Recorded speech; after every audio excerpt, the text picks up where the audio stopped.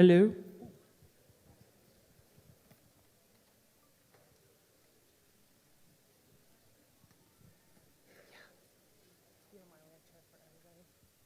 Good evening, everyone. My name is Val Redeman with Blue Flamingo. We have Kate and Josh up there as well, helping out tonight. First of all, Happy New Year, right? It's the beginning of a new decade. Awesome. And welcome to the first community information meeting of the year. Tonight we will be focusing on the homeowners rebuild checklist. And so we'll be going over that. Susan Hartman will be going over that in detail. We'll also be hearing from the Contractor State Licensing Board, and also Disaster Recovery Manager Laura Page will talk a little bit about the very important tree ROE program. So the format is the same as what we've always had. So they will go back to back with their presentations. There will be no Q&A during that, just so we can keep everybody on pace. At the conclusion of the meeting, everyone will be located in the back gym this time, because along with not only your guests, we also have a lot of contractors that are back there that are excited to talk with you. So there's quite a few of them. So we'd love to have you guys stop by, say hello, and see what they have to offer. We're hoping to have everything wrapped up around 8 o'clock, so you all can go home and enjoy the rest of your evening. And at that time, again, all three of these folks will be in that back room where you can ask your questions. Okay, at this point, I'm going to turn the mic over to Laura Page. You got it?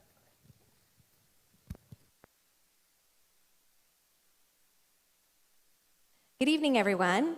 I just want to briefly give you a little update on the hazard tree removal program. First off, I just want to say we really appreciate your patience. We know it's been a little confusing about what roads are included, what roads aren't. I just want to confirm tonight that right now what's currently approved are private property on public roads. And we are still, please be patient with us. We're working diligently on the private road right-of-ways, and we're expecting to hear something very soon. We've been working on, even though we keep saying that at meetings, I just want you to know that there has been a lot of progress as we go back and forth with the state and FEMA on additional information that they need in order to make this very important decision. And when they do make it, it will be a final decision. So at that point, we'll really be able to clear up who's on it, who isn't on the eligibility list, but we're hoping to get the majority of the town. That's what we've been working towards and working and pushing hard for. So please be patient. In the meantime, if you are located, your property is located on a public road, you might have been getting calls from the county's been reaching out to encourage people to sign up with the program. So there's been phone calls from the ROE centers. There's been robo-texts and robo-calls. So I just wanted to let you know about the robo-texts and robo-calls. It's not a scam. And so if you do get a call from, if you get one of those from the county, please don't be alarmed. And it's just encouraging you to sign up, and that their property owners who are eligible must remove the hazard trees. This flyer is at the ROE table in the adjacent room. It's also at the Paradise Town table, so please take one. It's very simple. You either need to be in the government, sign up for the government program with a right of entry form, or fill out the private inspection access form. It's in order to take care of the trees yourself. And one of the questions we get a lot is, I removed all my trees, I really don't need to do anything. Well, you still need to fill out the inspection access form so that the town or the county, depending on where you live, can send an inspector out to make sure you've complied with the ordinance. So please, if you are on a public road, if you wouldn't mind enrolling, there are forms out in the adjacent room. Thank you very, very much. Also, wanted to let you know there's another important flyer out. Another problem that we've been getting a lot of calls out at Town Hall is questions about your insurance policy and solving the reconstruction pricing disputes. So United Policy Holders, they're a wonderful partner. They've agreed to come up. They will be here on Saturday, January 25th in Chico at St. John the Evangelist Church from 10:30 to 2. It requires that you RSVP, because when you RSVP, they will be contacting you to let you know exactly what they want you to bring And part of it is your insurance policy, and there'll be somebody to sit there and go through that with you to help you with some of the bigger hurdles you're having with your insurance company. So this flyer is also on the Town of Paradise table, and I know that the town has been also making phone calls, reaching out to people to let them know. Again, it's Saturday, January 25th, and it does require an RSVP. Again, thank you so much for your patience. It's an honor to serve you, and enjoy the evening. Thank you.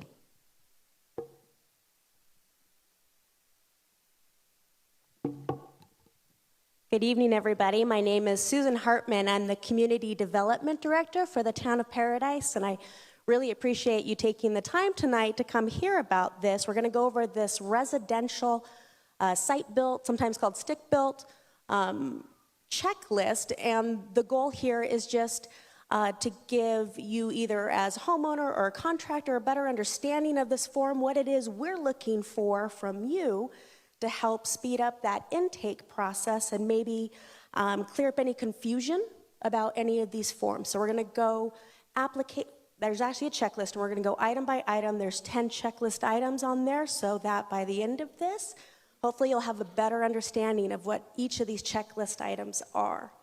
I'm going to set my timer because I've done these presentations before, and sometimes I go a little long, so want to be mindful of the other speakers. Okay, so on the first page, perfect. So if you haven't picked up a residential rebuild packet before, this is actually what the front page of it looks like for the stick-built packets.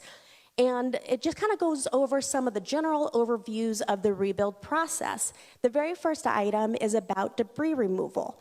It's both in terms of the actual fire debris removal, which for the most part is completed, and making sure that you have your certificate of completion from Butte County. And the other part is about the hazardous tree removal program, so that properties which are eligible for this first phase make sure that they get their right of entry or their inspection access form submitted. Also on here is a section about the pre-design screening that the town offers. That's in terms primarily of septic and zoning verification, making sure that your rebuild plans match the number of bedrooms that your septic's already been approved for that lot. There's also a maximum square footage for each size of septic. So making sure you're designing underneath that maximum square footage. Also taking a look at the zoning. There's a time frame in place right now, a 2-year time frame, where regardless of what your zoning is, you're able to rebuild a home on that same site that you had before. But after that 2-year period's up, the zoning really will matter in terms of, did you own a commercial lot that you had a house on, or industrial, and there might be some kind of use permit reconciliation we need to do. But it's still good for you to know, because remember that each zoning district has its own setbacks in terms of side yard setback, center line setback, rear setback. So it is information you should get up front before you actually start putting pen to paper for your site plans. Also about the pre-design screening are about special permit zones. And this is something that's special to Paradise. When we incorporated in 1979, right away we did a comprehensive storm drain study. And what that took a look at was just open storm drainage ways throughout town. And there are these areas that were identified that if we were to permit buildings in them, might impede the movement of stormwater. And those are called special permit zones. So if you have a building that would be located in one of those areas, it may require an elevation certificate for your structure, or a letter from an architect or an engineer, or engineer, I think those are the two, that say that your structure is out of the 100-year floodplain. So it's an additional item that we can look up for you ahead of time, so you know that that might be another piece of review that you need to get done before you submit. Also on there is about having a post-fire septic inspection. If your plan is to connect to your existing septic, we need evidence that it's working, and that would be an inspection that happened after the fire, because there are some septic tanks that did take damage, and same with leach lines. So if you haven't had that done yet, and your plan is to use the existing septic, make sure you get that inspected sooner rather than later, because you may need some of the area that you are going to rebuild on to do the repairs. Also on there is just a reminder that not only are you submitting paperwork to our building department, but you'll also be submitting paperwork to PG&E. We want to make sure we close that loop as far as utilities go. And then also, it also talks about the potential for deferred submittals. There's 2 application items that you have the potential to defer. That's your fire sprinkler plans and your truss calculations if you're not doing a cut and stack roof or rafters. But you want to make sure that you note on your plans that you're deferring those items. Otherwise, it just looks like you forgot them, and we'll send it back out as a correction. Next slide. So the next page of the checklist is the actual checklist. So on the left-hand side is where it details what plan sets we need and how many of each. And then on the right-hand side is just the general requirements. What scale do we want your site plans, floor plans? In what cases might you need engineering on your plans? And then also a reminder that all your plans have to be drawn to be compliant with the wildland urban interface requirements. And that's in regards to the fire-resistant nature of the exterior building materials. Again, this is something special for Paradise because of where it's located and us being designated as a very high fire severity zone. So it's true, you may not see these same requirements down in Chico or Oroville. Next slide. So the very first checklist item is the actual building application. And this is where you're identifying to us owner information, the professional information, whether that's an engineer, architect, designer, also contractor if you have one. And then on there, what I've circled down towards the bottom there is an area that sometimes is difficult to understand what it is we're asking for. So part of that is the occupancy groups. What that is in the building code, it lists different occupancy groups for conditioned space, which is the house, the part that's heated and cooled and habitable, and then also for storage areas. So what we're looking for here is if you're doing a house and a garage, your house is always going to be R3, your garage is going to be U. And if you don't know that, look at the title sheet, the cover sheet of your plans, because whoever drew them needs to put that information on your plans. Also on there is about what zoning district you're in. You can actually look that up online. We have a public-facing zoning map at townofparadisemapping.com. I think I've got it written up there on the left, so that you can check out your zoning for yourself. And there's actually a hyperlink when it spells out what your zone is that takes you to our municipal code, so you can actually read more about that specific zone. Also on there is type of construction, right? And that's based on the fire resistance rating. So most of the homes that we see in this area are rated 5B. The first letter is always done in Roman numerals. And that's for wood-framed houses. And again, if you don't know that, check the cover sheet for your plans because it'll need to be written on there. And then for the square footages, just list out separately between what square footage is your house, what square footage is your garage, covered patios. That's about all that we see on single family. Next slide. So the second checklist item is about submitting 3 signed sets of complete drawings. And we ask for 3 because 1 stays with us and we're working on archiving those so that we'll always have those on file, because I'm sure a lot of you have found out that we didn't keep floor plans pre-fire, but we invested in the infrastructure that we needed in order to be able to scan those and have those. And so we hold on to 1 set.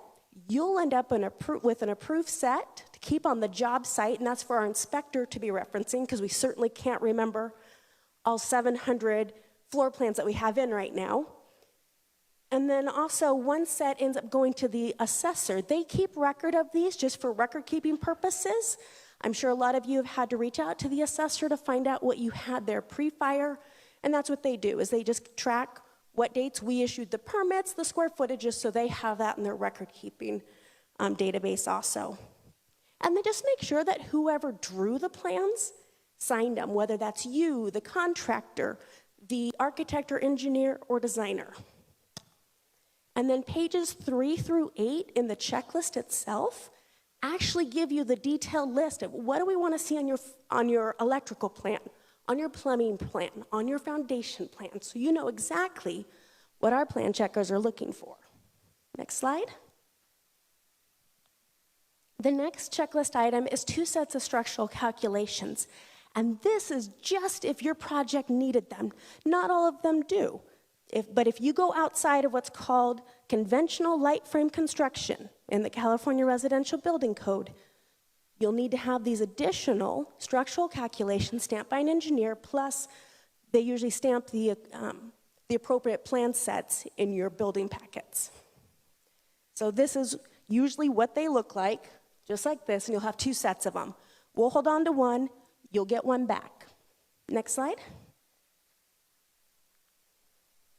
So checklist item 4, 2 sets of Title 24 energy calculations.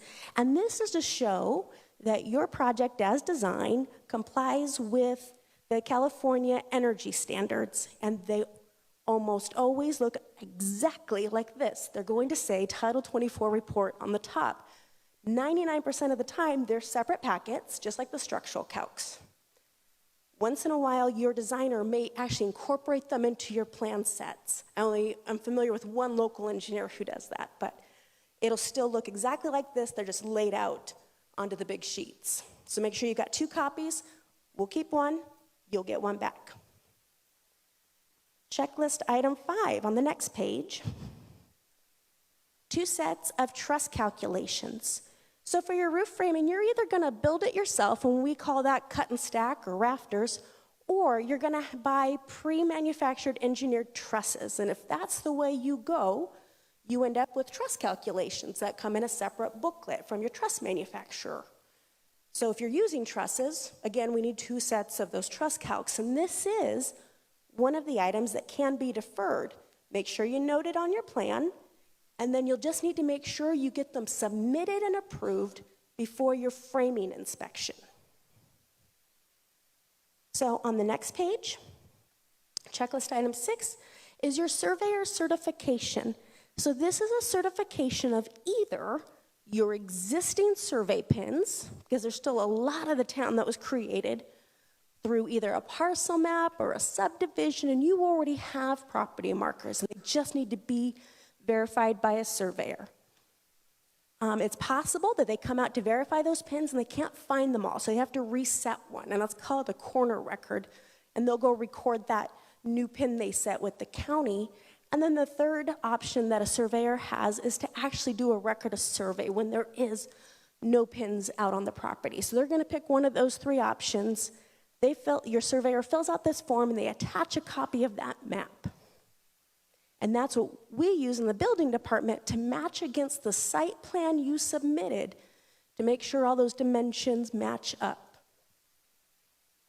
So on the next page, checklist item 7A, it's actually one checklist item, grading and BMPs, and those are best management practices, but I broke it up into 2 sections.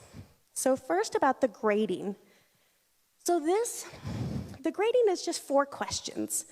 It's about cuts and fills. Cuts where you're taking the soil out, fills where you're putting the soil in. We want to know, are you doing any cuts and fills in the building footprint? Yes or no, and those are 2 separate questions. Are you doing any cuts and fills outside of the building footprint?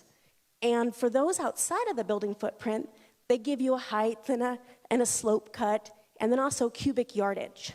Because when you exceed some of those, you may need a grading permit from the engineering department. But for the cuts and fills that are within the building footprint, it's not that you'll need a grading permit, but it's possible that there may be compaction reports necessary. So that's why we're asking those questions. So that's what those 4 are about. And then on the back side of that is an acknowledgement form. And that has to do with the town's stormwater drainage systems and just the understanding that we have to keep runoff and pollutants out of that storm drain system. So you're just signing an acknowledgement that you understand you need to have best management practices in place on your job site to prevent any kind of runoff or sediment from leaving your job site. So that's what the acknowledgement's about. And then on the next side, this is actually some paperwork, on the next slide. For 7B, this is actually paperwork that you would hold on to.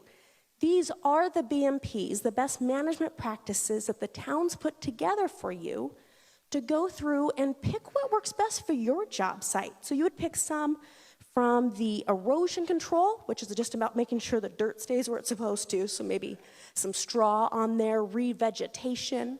You'll pick some for erosion control to make sure that dirt that is moving around stays on the site, so maybe some of those wattles or silt fences. And then also about just good housekeeping practices, making sure that delivery trucks that are coming to and from your property aren't tracking that mud into the street. So there's some options for you. Again, just go through, pick some from each category that makes sense to you, that work for your job site, and our inspectors will just keep an eye out, make sure there's something in place when they come out. But that's it. So hold on to this sheet so you can reference it. One side is visual, so you can see what it actually looks like, and then the back side is a more lengthy description of what that item actually is, with some more references about how to find out more about them.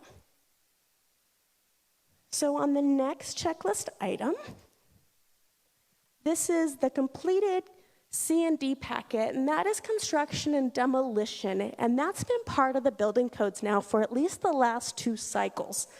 And they've been incrementally increasing the percentage of construction waste that needs to be diverted from the landfill. So they just don't want you throwing everything away.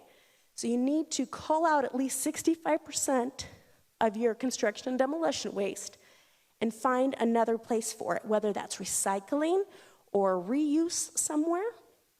So what we're looking for on this form is on page 1 is just about your job site info, who you are, where you are, how you're going to sort the waste. Are you going to separate it into piles? Or are you just going to collect all of your stuff in one pile and sort it afterwards? Are you going to rent some 2-yard bins to sort it in? Just let us know what your plans are, and they can, don't have to be super detailed. And then the last bit on the first page is how you're going to educate either your contractors or your subcontractors. How are they going to know what recycling plan you've put in place? And it could be, I'm going to write it into my contract. I'm going to verbally tell them. I'm going to write something up and give it to them.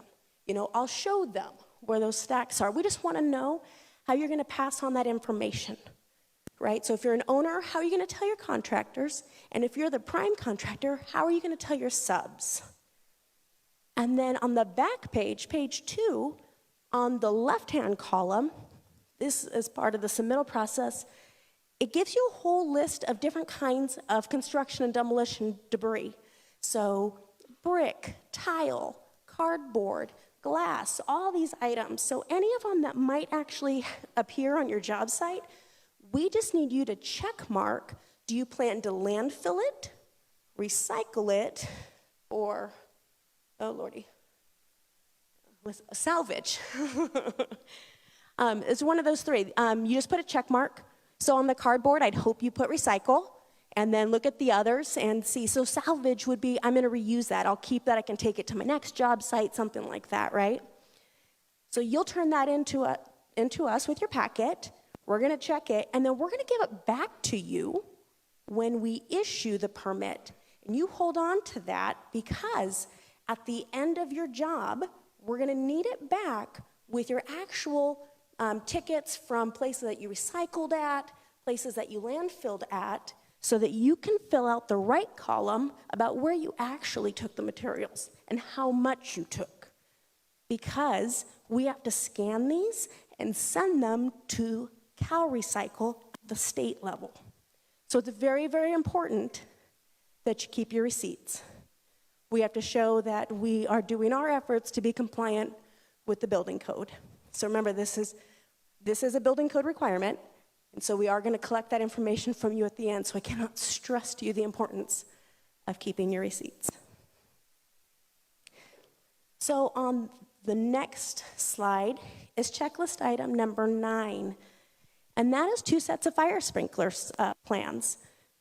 For your fire sprinkler designer to actually design your plans, they need to know what the water pressure is at your site, and you're going to get that information from PID.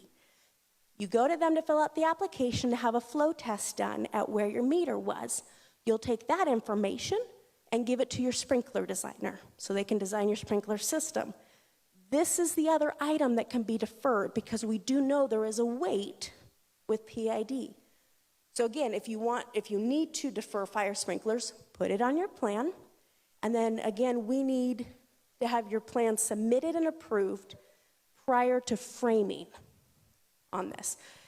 If you are doing a multifamily or a commercial development, you'll not only get the flow test from PID, but you'll apply for the fire flow at the fire station also. And that's more in terms of the hydrant location, the hydrant flow, and turnaround for the engines. But single family homes, you're only going to go to PID to get those numbers. And then the last checklist item, number 10, this is one that we've added onto our checklist because we felt that we were not closing the loop on all of the entities that homeowners needed to work with to make sure that you had all of your sign-offs before the final inspection. So we've got a checklist item here to remind the contractors when they're submitting, not only do you need to submit to the town, but immediately submit, you'll contact PG&E to request service and submit an electronic site plan. They need to see where you're proposing to put utilities so they can figure out where they're bringing the line into your home. So this one's very important. There's a phone number and a website. Either way will work for them. And then we're going to be requesting what your PG&E service application number is before we issue the permit. So you'll just tell us what that number. We'll record it just so we know you've contacted, because the last thing we want to do is get towards final inspection and then find out you haven't started your process with PG&E yet. So that's the last checklist item on there. And just on the last slide for you just to make note of, if you ever had any questions during the process, you're welcome to visit our building department. It's open Monday through Fridays, 8 a.m. to 5 p.m. And they've got on the next slide. And then they've also got a dedicated phone number, 872-6291, extension 123. If they can't catch the phone live, they will get back to you. If you just give them the information you're looking for, they'll track down those answers for you and give you a call back. So I'm hoping that that clarified some of the forms for you. After our presentation here, we'll be over in the gymnasium. I'll be there, our building official will be there also, and we'll be happy over in the gym to answer any specific questions you may have about your job sites. So thank you.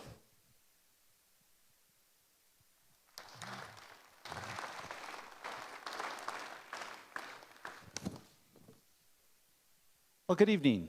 My name is Rick Lopes. I am with the Contractor State License Board. We are the state agency that oversees the contractors, and I know you've gotten a lot of information here. I want to give a warning to our people with the slides. We probably aren't going to go through all the slides. That was a lot to take in, I know, with Susan's presentation, a lot of important information. So I'm going to kind of cut back on ours a little. We are obviously here and we'll be able to answer questions, have a lot of information that you can take with you about the process of hiring a contractor, the laws that are in place to help protect you as you look to hire a contractor. But I don't want to overwhelm you and feel, you need to focus on the things that the folks here in Paradise have just given you. So we're just going to talk about just some of the very basics. And if we can go ahead and go to the first slide. Obviously, it really doesn't play into account here, but just so you know, is a contractor's license is required for any construction or home improvement job that totals $500 or more. Obviously, everything we're talking about that needs to be done here is going to be well in excess of $500. So the license is really a given, and you need to make sure that it's a California license. There's going to be situations where we have contractors coming in from out of state to try to get some of the work here. They need to have a license here in California. So if it's a Nevada license, an Oregon license, another state further east, they need to have a California license. We do have agreements with a number of other states that help streamline the process, but you want to make sure they have a California license. The best way to check the license is to come to our website. and that's cslb.ca.gov. If we can just switch to the next slide. The law says that contractors must have their license in all advertising. That everything from, if you see a truck parked somewhere, it's got their name on it and a phone number and a website, they need to have their contractor's license number on it.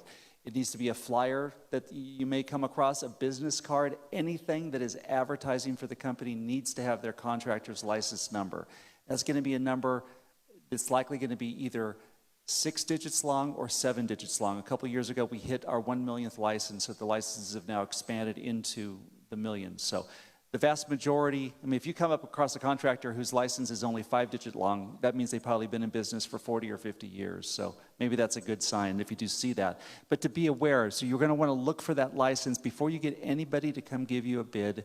You're going to want to go to our website, make sure that that contractor is properly licensed. You'll be able to see the name. It should match the name that they're advertising with. If you see that they're in a different part of the state, obviously not something you'd want to cancel looking at them for, because obviously people are coming in from out of the area to try to help out with the rebuild here. But you want to find out the information that you can there. It also shows something that's important. I'll just mention on this slide. You go to our website. Here's the way you find the license lookup. I see there's red circles around it. That's the license check is the far left one. You plug that in. You can either search by the contractor's license number. So if you see a license number somewhere, just plug that number in. It'll give you all their license information. You can also go by business name, which isn't necessarily the best way because companies could have the same business, or it may be ABC contractors, but maybe in our system they entered it as A period, B period, C period, so it's not always the best way. You can also look up by personnel name. The contractor who is on that license is going to have their name. You could search by that. By far, though, the best way is to search by the license number. The other feature, if you're just starting and trying to find a list of potential contractors that you might want to contact, we have a feature on the website. It's the second red circle there. On the website, it's called Find My Licensed Contractor. What you can put is you can put in your criteria. If you're here in the town of Paradise, you can put in Paradise as the location. And if you're looking for a general contractor, that's called our B classification. You can put that in, hit the button, and you'll get a list of all the contractors in the town of Paradise that currently have an active license. So that's another way to build a list if you're having problems, just trying to identify some potential people to come out and give you a bid. Let's go to the next slide, please. As far as license classifications, it's a takeaway that you're going to want to know about. In California, we've got contractors in 44 different classifications. The main ones that you're going to be looking for, again, are the B contractors. Those are the general building contractors. They can oversee the building of a house. They can also sub out or hire other contractors to assist. Those subcontractors are going to be what are called a C classification. So you'll see an A, which is engineering contractors. Those are most of the people that build the roads, the dams, or if a job has a lot of engineering that goes into it, they would have to have an A license. The B license is your general contractors. The C license are the specialty contractors. That's where you've got, like I've got up here the example, a C10 is an electrical contractor. A C36 is a plumbing contractor. So if you're going to hire a general building contractor to oversee your project, and they're going to be using subcontractors, they're going to be going to hire some of those specialty. If they need somebody to do just the electrical, they're going to hire somebody with an electrical license to do it. So as a homeowner, what you're going to want to know going into this is to find out from the contractor, are you going to be doing all the work yourself, or are you going to be subbing them out to other different classifications? And you're going to want to get a list of all those subs, and you're going to want to make sure they're properly licensed. So not only the contractor, but you're going to want to make sure that all the subs are properly licensed. And another thing that you're also going to be able to find this on our license lookup is you want to make sure that the contractors, if they have employees, you want to make sure that those employees are covered by workers' compensation insurance. When you look up the license on our website, that's one of the items. By law, they either have to notify the contractors board that they have no employees and they're exempt from having to have workers' comp insurance, or they have to provide us, or their insurance company provides us with their policy number and that basic information. That shows up on the license lookup. You're going to see one of those two things. So if you see a contractor and it shows that they're exempt because they have no employees, but they come out and give you a bid and tell they're going to have a crew of 10 people working out on your job, there's a clear disconnect. Now, maybe they just forgot to turn in the paperwork, but you do want to follow up with them. Actually try to get a copy of that policy. If you're not clear, contact the insurance company. Make sure it's not unusual, that contractors, if they're not really ethical, that they may get a very basic policy that might cover a couple of people, but they've actually got a lot more people working on the job to try to keep their costs down. So for any of these jobs, I would encourage you to go ahead and contact the insurance company, make sure that the policy is going to be covering everybody that's going to be working on your job. Another thing I'll notice on all the slides in the bottom left, you're seeing our website address, the cslb.ca.gov. That's where all this information and much, much more. I also guide you to, we do have a section on our website called our Disaster Help Center, which is a good place to start. And if you go to the homepage, you see in the graphic on the right, I've got a red circle around that part of it. It's got a big backhoe there. But you click on that, and you can go to our disaster page. One of the items we have there that might be worth spending 25 minutes with us is we've got a very general 25-minute video that guides you through the construction and hiring a contractor process. So that certainly is worthwhile to spend a few minutes and just start getting familiar with that process. Okay, we're going to go ahead and go to the next slide. I did want to note a few of the construction scams to be aware of, and some of these we are starting to see here in the Paradise area, so you do want to be aware of these kinds of things. Obviously, because you're here tonight learning about the process and going through, you've taken a huge step to make sure you're going to be protected from getting ripped off by unscrupulous or unlicensed contractors. Now, often the unlicensed people are going to be going door to door, or they're going to be looking for you when you're out there. You know, obviously, if you don't have a door for them to knock on, they'll be walking around the neighborhoods trying to solicit you or come upon you and try to say that they can help you out. They'll lie about their experience. They'll try to you know, they understand that there may be a limited amount of contractors here in the area able to do the work, and they will try to sweet talk you. They're very good salespeople, but you want to keep your common sense with you. You want to make sure that they're licensed, and you want to ask a lot of questions.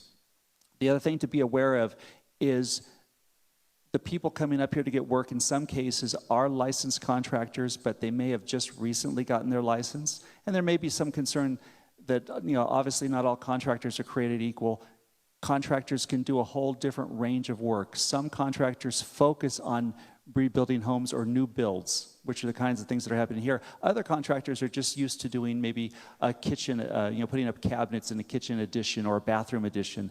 They may not have experience actually building a home. So if they're a B contractor, that's the right classification, but you need to go beyond that and ask questions. You want to make sure that they've actually either built a home before or they've actually overseen and subbed that out, that they have the experience. You want to go just, you know, beyond. The B license itself is the very basic minimum just to get their foot in the door to be able to try to get the work from you. But you need to be careful. You need to ask the right questions. Now, you want to make sure that the people, the other scams we see is they don't offer a written contract. They say they can do it without filling out the building permits and pulling building permits. As you just saw in Susan's presentation, there's a lot of steps that you need to go through to make sure this is done right. The last thing you want to do is try to get somebody who's going to be getting around the rules, because they're going to take advantage of you, and this is it. The house is not going to be a good quality house, and you're not going to be happy with how it comes out. Also, be aware if they're asking you to pay cash, or they offer to drive you to the bank. They ask you a lot of questions about your insurance settlements, how much money you have. You'll be surprised on how often, in this case, they'll ask you how much you've gotten, and, well, what a coincidence, exactly how much it's going to cost for me to do this job. So keep your common sense with you, and be careful, too, if they ask you on things about signing over insurance payments. You also want to be aware if you see bills coming to you and they're starting to bill you for items that you didn't agree to.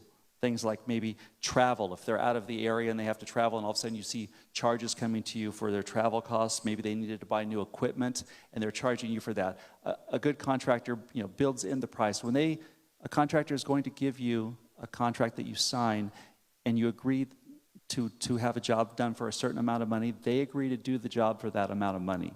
Now, if material prices go up, other things change, they are committed to that price to build the house for you. So you want to have that spelled out. You also want to have things called progress payments. You want to have things spelled out at different points in your job. You want to then, when it gets done to your satisfaction and it passes the permits and the inspections, you pay them for that portion of the job. When you get to the next spot, when that gets done to your satisfaction, passes inspections, you pay them for that part of the job. Don't let the money get ahead of the payments. Don't let the payments get ahead of the job that's being done. The law does not allow them to charge you for work that has not yet been done or materials that have not yet been delivered. So your money is your best leverage as you move through this process. So if you've got a contractor that is, ask them about that. If they're not willing to agree to that, look for the next contractor. Okay, we'll go to the next slide. Ask questions. Like I said, keep your common sense. Have somebody with you. It's always good to have two people to be able to bounce that off if you're able to, and be sure to take notes. Don't let somebody to pressure you into hiring them, making an immediate decision. This is probably the biggest investment, the biggest thing you're going to be doing in your life as far as building a new home, and you want to take your time. You want to also ask for references and check them in person. This kind of goes to what I mentioned a few moments ago about contractors if they haven't actually done the job. They could give you references, and they'll say, yeah, call him, I built the house for them. And it's actually a buddy of theirs. It's nobody they built the house for. So if you have the opportunity, you want to try to see the job. And maybe if it's a larger builder, they have multiple projects underway, you might want to ask them for some references from houses that are in various parts of construction. Maybe something that's done, something that's midway, something that's in the early thing. Ask how do they show up for the job? How do they do with payments? Do they give you lien releases? And there's a lot of different things that you can ask and try to find out so you're comfortable. A good contractor is going to be more than willing to put you in contact with people they've worked for in the past. If they've done a good work, that's their best form of advertising. So take advantage of that and be skeptical if they don't want to give you references. Next slide, please. As far as getting bids, we would suggest you get at least 3 and compare the prices, and don't sign the estimate. That's not a contract. You'd be surprised how many times somebody gives you an estimate that you sign and they use that as a contract, so be careful, don't sign that. The thing you see up here on the screen, this is what's called a pocket license. All contractors are required to carry this with them, and you should definitely ask any contractor that you're considering is to ask them to see their pocket license. The red circles I have here, these are the things you should look for. This card is about the size of a credit card, small plastic card. At the top there in green, you see that it's an active license. Contractors' licenses are good for 2 years. They have to be renewed every 2 years. So you definitely want to take a look, and you'll see that on our license lookup. Make sure that the license is in active status. You also want to have the license number. I've got the circle there, the 1, 2, 3, 4, 5, 6. Again, that's either the 6 or 7 numbers. You see the business name. The classifications, as I mentioned, we have 44 classifications. This one happens to be a C16, which is the fire suppression, the sprinkler people. But we have booklets here, and there's lists online that show all the different classifications. And then you see the expiration date on the license. So definitely you want to take a look at that. Ask them to see that card. Ask them to, if you want to see a picture ID. Make sure it's the same person. If they say, oh, I forgot to carry that card with me, that's a red flag for you. Also be aware that, especially if you do have somebody that it shows up in their license lookup that they are somebody from out of the area, say San Diego, it's not unusual for unlicensed people to actually, let's say it's a John Smith construction. This guy happens to be named John Smith, but it's not the John Smith who's a contractor in San Diego. He tries to pass himself off as somebody who has a license. Also be aware of somebody who says, I'm working under somebody else's license. Your contractor's license is like your driver's license. People can't work under your license unless, of course, they're a bona fide employee. And there's certainly ways that you can find out if they're a bona fide employee. People can't share licenses, so be aware of people that are trying to pass themselves off that way. A couple final things, because I do want you to get opportunities to come meet us and ask your questions. So as far as insurance companies, remember you do not need to hire the contractor that your insurance company may refer you to. You certainly can, but you're not required to. As I mentioned earlier, don't tell the prospective contractors how much money the insurance company is giving you. Again, make sure this isn't the first time you've built a house. I'll kind of stop it there. Again, I do want you to have the opportunity to come meet with us. I know there's a lot of information to take in, but just take heart in. There's a lot of people here that are helping you through the process. The folks in the town of Paradise. I mean, I've been unfortunately to similar communities all around the state where we've had serious fires and we've had a lot of people who've lost their homes. I can tell you honestly, I don't think I've seen a better checklist and a better guide than I've seen what the people here in Paradise have put together for you. We understand that it's not a simple process, but take your time. Don't be afraid to ask for help. Don't feel like you have to do this on your own. There are a lot of people here to support you and to help you through this process. Thank you. Thank you, Rick. All right, I'd also like to have everybody give a big round of applause to Susan and Laura and Rick for their time up here tonight. And as a reminder, the checklists are available at the makeitparadise.org website. That is the official Town of Paradise rebuild site. So Please visit there. It's under the Rebuild tab, which is the first one to the left, the top green navigation that you'll see right in there. And there's a list of them that you can pull down, and there's all sorts of information there, and we're constantly updating that information. Also, to let you know, you see the little icon over there for newsletter. While you're there, if you haven't already, please sign up to receive our email updates. We're going to be putting out a lot of information this year about rebuilding, so you're definitely going to want to be able to be on that list to get the information. You'll also be updated on more meetings such as this every month. So right now, I'd like to invite you all to go through the back hallway into the gym where there are an entire room full of contractors that would love to meet you. Thank you again for coming, and we'll see you all the first Tuesday in February. Take care.